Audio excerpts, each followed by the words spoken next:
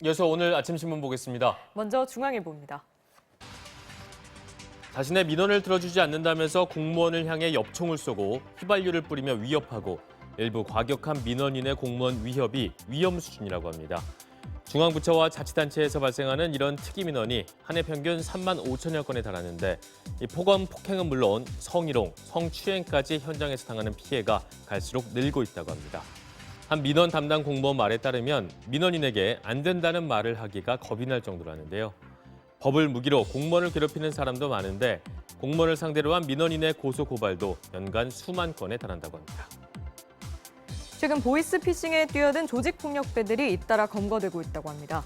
어젠 중국과 필리핀에 보이스피싱 콜센터를 차리고 100여 명에게서 약 9억 4천여만 원을 받아 가로챈 조직폭력배 수십 명이 구속됐고 앞서 지난해 부산지검에 구속 기소된 보이스피싱 조직도 조직원 일부가 조직폭력배였다고 합니다. 조폭들이 이렇게 보이스피싱에 뛰어드는 사례가 느는 건 해외에서 전화기 몇 대 놓고 사업하는 편이 국내에서 주먹 쓰는 것보다 덜 위험한 데다 돈 벌기가 쉽기 때문이라는데요. 또 보이스피싱의 높은 수익률을 감안하면 걸려봤자 형량이 적다고 보기 때문이라고 합니다. 귀가하는 여성을 뒤따라 원룸으로 침입하려다 미수에 그친 신림동 사건이 화제가 되면서 디지털 도어록 잠금 장치를 둘러싼 불안감이 커지고 있는데요.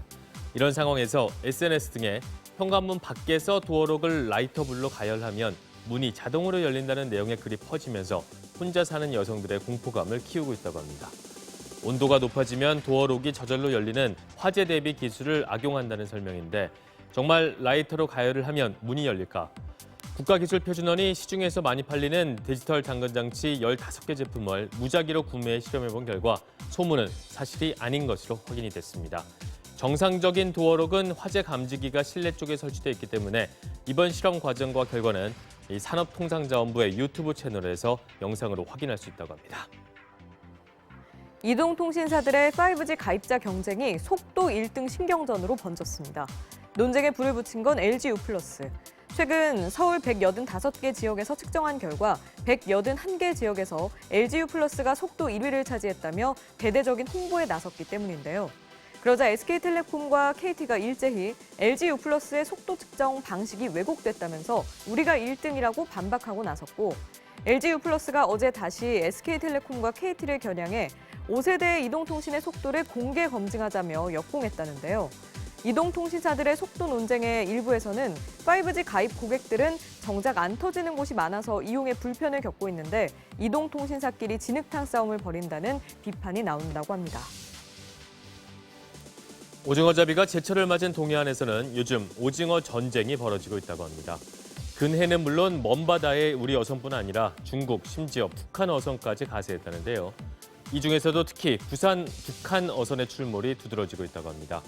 고성 수협 등에 따르면 현재 동해안 최북단 북방 한계선 인근 수역에서 조업 중인 북한 어선만 적게는 수백 척, 많게는 천여 척에 이를 것으로 추산이 되는데 기근과 아프리카 돼지 열병으로 식량난이 심각해진 탓에 북한 어선들이 필사적으로 오징어떼를 쫓아 내려오고 있다는 분석입니다. 전 소속사 대표로부터 감금 폭행과 착취를 당했던 바이올리니스트 유진박 씨.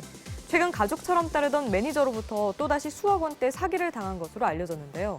신문은 이런 사기 피해가 성년 후견인 제도의 사각지대 때문이라고 지적했습니다. 실제로 지난 2017년 법원이 한 복지재단을 박 씨의 후견인으로 결정했는데 법원의 결정에 불복한 박 씨의 이모가 후견인 신청을 취하해 법원 결정이 일주일 만에 없던 일이 됐고 이때부터 박 씨의 재산을 매니저가 관리했다고 합니다. 친족들이 피후견인의 재산을 빼돌릴 위험이 있어 보이면 법원은 변호사나 법무사, 재단 등 제3자를 후견인으로 지정하는데 신청한 배우자나 친족들이 여기에 반발해 신청을 취하하면 법원의 결정이 없던 일이 돼버리기 때문이라고 합니다. 2030 세대의 생애 첫 차이자 서민의 발 역할을 하던 경차가 멸종 위기에 처했다고 합니다. 한국에서 안 팔린 지는 벌써 오랜 얘기지만 감소 추세가 최근 세계적으로 확산하고 있다는데요. 미국, 중국은 물론 경차의 본고장으로 불렸던 유럽과 일본에서도 감소 추세가 나타나고 있는데 젊은 층이 아예 차를 사지 않으려 하는 것도 이유로 꼽히지만 경차가 경제성을 잃었기 때문이라는 게 가장 큰 이유라고 합니다. 경차 가격에 돈을 조금만 더 보태면 소형 SUV나 준중형급 세단 등을 살 수 있다 보니 소비자들이 경차를 외면하고 있다는 설명입니다. 지금까지 아침 신문 살펴봤습니다.